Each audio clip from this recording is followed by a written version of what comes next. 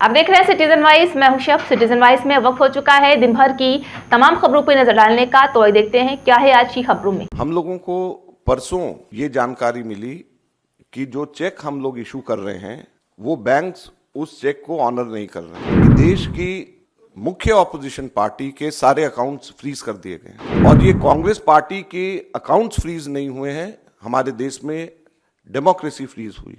Youth Congress और कांग्रेस दोनों के अकाउंट्स जो फ्रीज करे गए हैं, 210 करोड़ की रिकवरी इनकम टैक्स डिपार्टमेंट ने यूथ कांग्रेस और कांग्रेस से मांगी। ये 2018-19 के इनकम टैक्स रिटर्न्स के बेसिस के ऊपर ये 210 करोड़ की रिकवरी मांगी गई। हम लोगों को परसों ये जानकारी मिली कि जो चेक हम लोग इशू कर रहे हैं वो बैंक्स उस चेक को ऑनर नहीं कर रहे हैं। उसके ऊपर जब हम लोगों ने आगे छानबीन करी तो हमें बताया गया कि देश की मुख्य ऑपोजिशन पार्टी के सारे अकाउंट्स फ्रीज कर दिए गए हैं। कांग्रेस पार्टी के अकाउंट्स पर तालाबंदी हो गई है। कांग्रेस पार्टी के अकाउंट्स फ्रीज कर दिए गए हैं।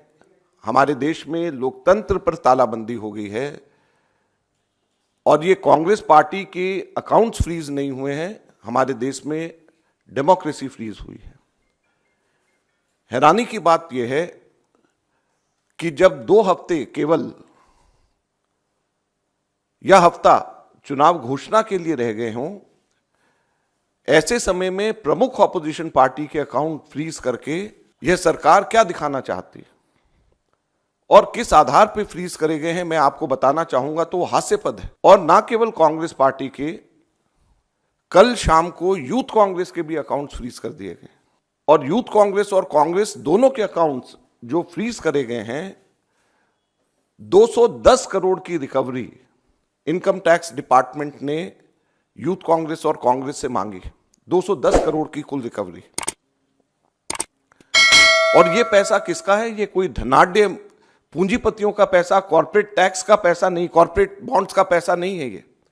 ये पैसा जो कांग्रेस पार्टी के अकाउंट्स में है वो ऑनलाइन जो हम लोगों ने क्राउड फंडिंग जो करा है उसका पैसा पड़ा हुआ है। लगभग 25 करोड़ रुपया हमारा इकट्ठा हुआ है जो हमारे देश के अंदर, जिसमें 95% से भी ज्यादा पैसा 100 रुपए से भी कम यूपीआई से लोगों ने जमा कराया है।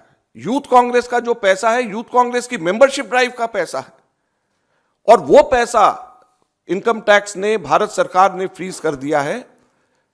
हैरानी और दुख की बात है। और दूसरी तरफ जो कॉर्पोरेट बॉन्ड्स का पैसा जो सुप्रीम कोर्ट ने जिसको अनकॉन्स्टिट्यूशनल कर दिया है, वो भारतीय जनता पार्टी के पास में वो पूरा पैसा है और उसको वो खर्च कर रही है। तो लोकतंत्र कहां पे हमारे देश के अंदर जिंदा रहेगा? मैं इसलिए आज आपको बताना चाहता हूं और कहना चाहता हूं दुख से कि हमारे देश के अंदर लोकतंत्र खत्म हो गया है। लोकतंत्र पे बेड़ियां लग गई हैं, लोकतंत्र पे तालाबंदी हो गई है।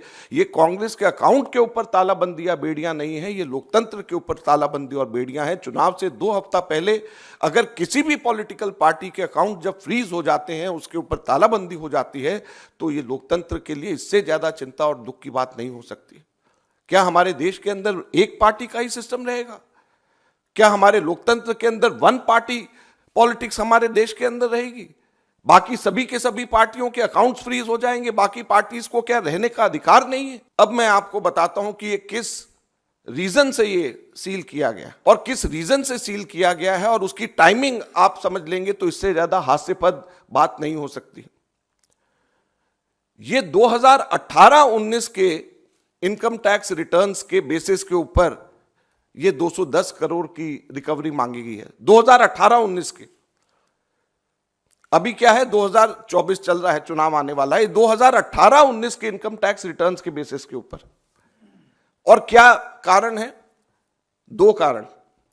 एक कारण कि हम लोगों को 31 दिसंबर 2019 तक अपने हम लोगों को अकाउंट सबमिट करने थे और शायद 40-45 दिन लेट अकाउंट सबमिट उस वक्त किया। इनकम टैक्स के ऊपर हम सबके सब लोग 10-15 दिन, अक्सर बहुत लोग लेट हो जाते हैं।